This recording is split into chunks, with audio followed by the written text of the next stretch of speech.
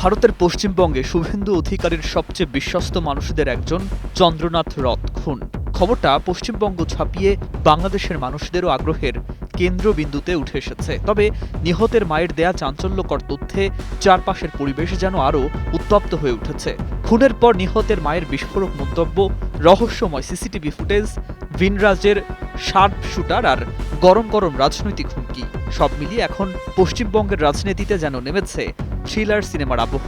বিধানসভা নির্বাচনের ফল প্রকাশের পর থেকেই উত্তপ্ত পশ্চিমবঙ্গ, আর ঠিক সেই সময় রাতের অন্ধকারে একেবারে সিনেমার কায়দায় গুলি করে হত্যা করা হলো শুভেন্দুর ছায়াসঙ্গী বা সহকারীকে।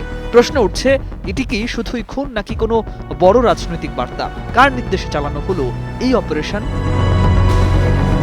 বুধবার রাত কলকাতায় দলীয় কর্মসূচি শেষ করে মধ্যমগ্রামের ফ্ল্যাটে ফিরছিলেন চন্দ্রনাথ রথ। সাদা স্করপিও গাড়ি ছুটছিল যশোর রোড ধরে। রাত বাড়ছিল, রাস্তাও তখন মোটামুটি ব্যস্ত। হঠাৎ দোহারিয়ার কাছে সামনে এসে দাঁড়ায় একটি ছোট 4 চাকা গাড়ি। মুহূর্তেই চারদিক থেকে ঘিরে ধরে কয়েকটি মোটর বাইক। প্রত্যক্ষদর্শীদের দাবি অন্তত 4টি বাইক ও একটি গাড়িতে করে আসে 8 জন দুষ্কৃতিকারী। সবার মাথায় হেলমেট, বাইকে নম্বর প্লেট নেই। তারপর যেন শুরু হয় মৃত্যুর কাউন্টডাউন। গাড়ির কাছে বন্দুক ঠেকিয়ে একের পর এক গুলি। কয়েক সেকেন্ডের মধ্যেই রক্তে ভেসে যায় স্করপিওর ভেতর। চালকের পাশের সিটে বসেছিলেন চন্দ্রনাথ। বুকি ও পেটে একাধিক গুলি লাগে তার।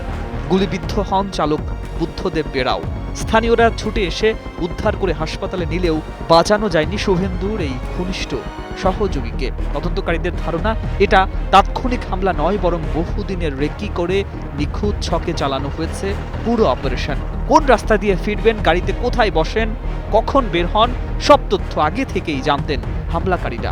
এমনকি হামলায় ব্যবহৃত গাড়িতে লাগানো হয়েছিল নকল নম্বর প্লেট, মুছে ফেলা হয়েছিল চেসিস নাম্বারও। তদন্তে উঠে আসছে আরও ভয়ঙ্কর তথ্য। অত্যাধুনিক আগ্নেয়াস্ত্র ব্যবহার করেছে হামলাকারীরা, আর শার্প শুটারদের আনা হয়েছিল ভিন রাজ্য থেকে। উন্নত প্রযুক্তি এবং অভিজ্ঞ চিকিৎসক দলের নিরলস প্রচেষ্টায় আমরা আছি আপনার পাশে। ডেল্টা হাসপাতাল। এই ঘটনার পর নড়ে বসেছে গোটা প্রশাসন। এসটিএফ, সিআইডি এবং আইবিকে নিয়ে গঠন করা হয়েছে বিশেষ এসআইটি।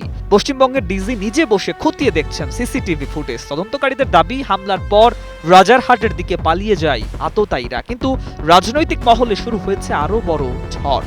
বিজেপি নেতারা সরাসরি তৃণমূলের দিকে অভিযোগের আঙুল তুলছেন। পাল্টা আদালতের তত্ত্বাবধানে সিবিআই তদন্তের দাবি তুলেছে তৃণমূল।